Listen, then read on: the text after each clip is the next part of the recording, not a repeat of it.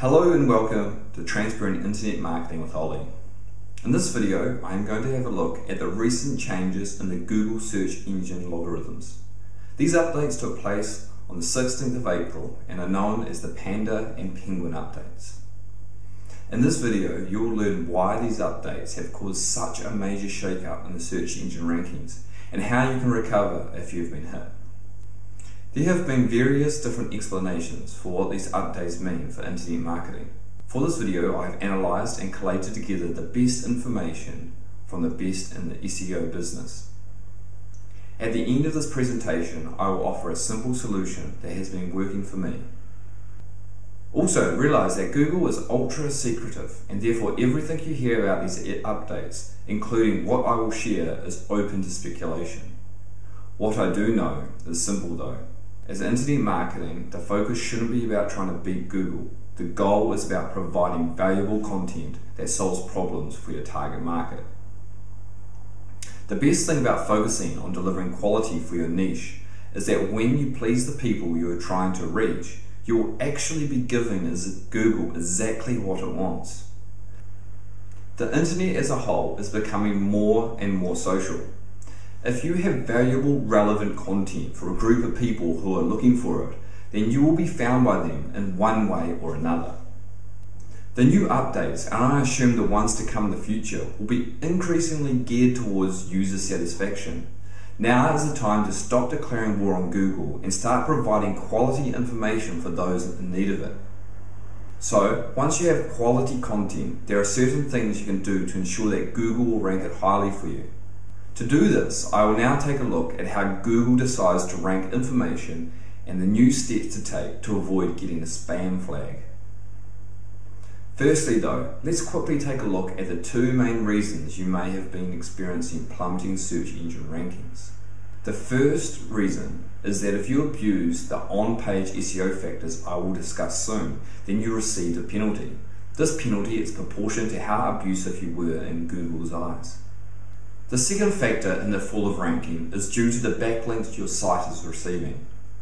The Google updates have affected many sites that were previously used as places to get quality backlinks from.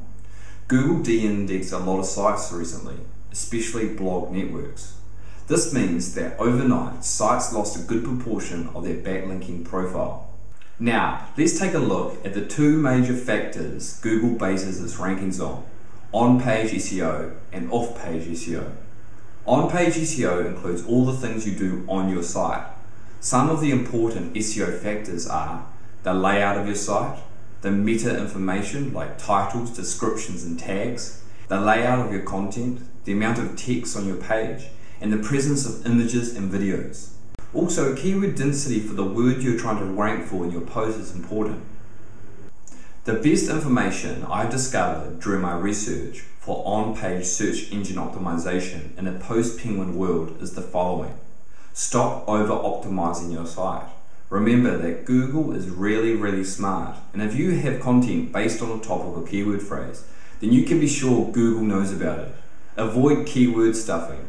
This includes in your content.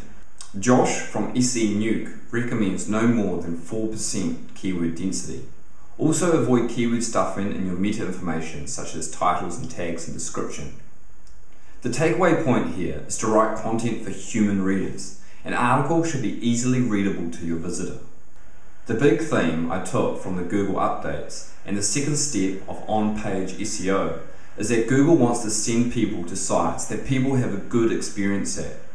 Remember, the goal of Google is to provide the most relevant search results when people do a Google search for a topic. If Google can't provide this, then people will transfer over to Yahoo and Bing search engines. It is suggested that the way Google determines if people have a good user experience on your site is by two processes. The first involves two major factors that tells Google if people like your site. They are average time users spend on your site and the bounce rate. The way to increase the amount of time people spend on your site is to provide quality information, as I've already suggested. Along with text, you should also include diverse multimedia on your site, like podcasts, video, images and PDFs. This ensures that people will hang around for longer. The bounce rate is the percentage of people who exit from the same page they entered on.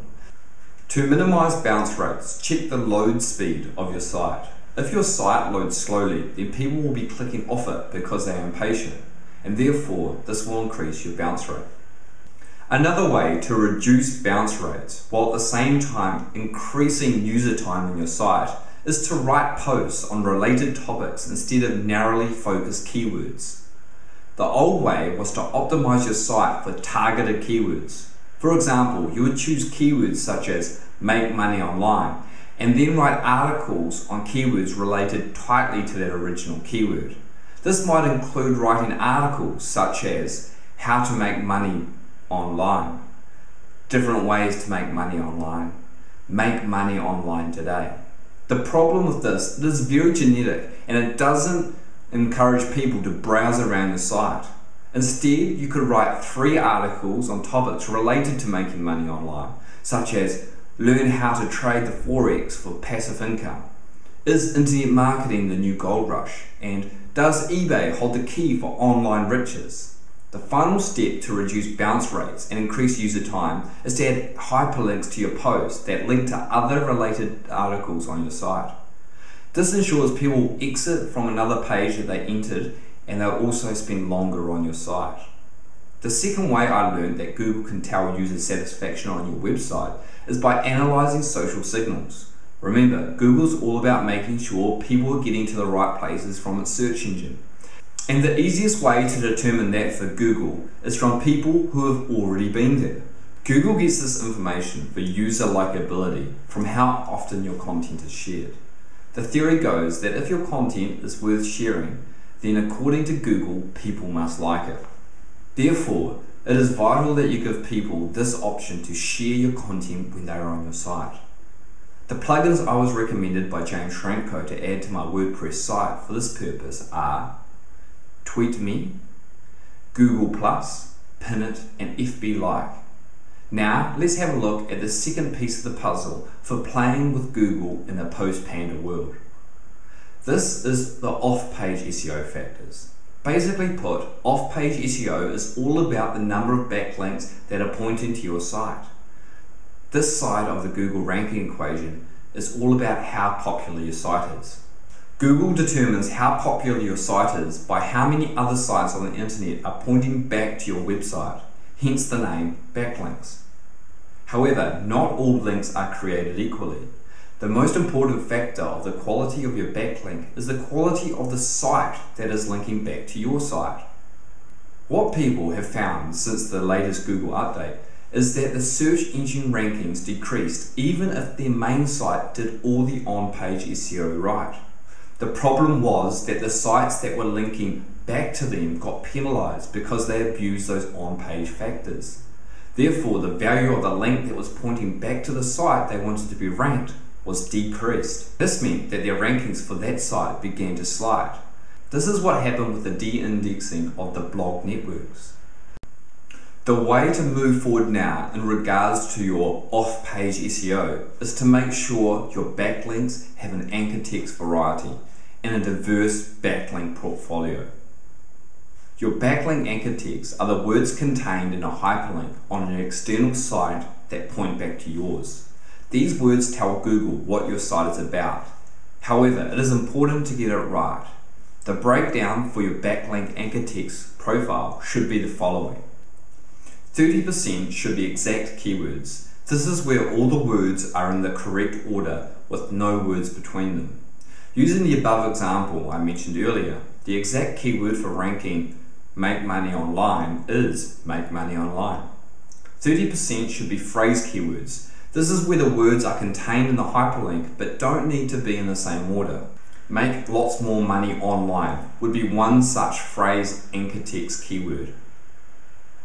30% should be the domain name. This is simply www.yoursite.com as the anchor text. And 10% should be generic keywords. These are words like click here or read more here. The final step to take to increase search engine ranking is to make sure you have a good variety of quality places where you get backlinks from. The real theme I noticed for the best places it is now suggested to get your backlinks from are Web 2.0 properties. Places like hub pages and Squidoo lenses are very powerful and well trusted by Google. Again though, it is important that you get these satellite sites right and they are populated with high quality content for this strategy to work.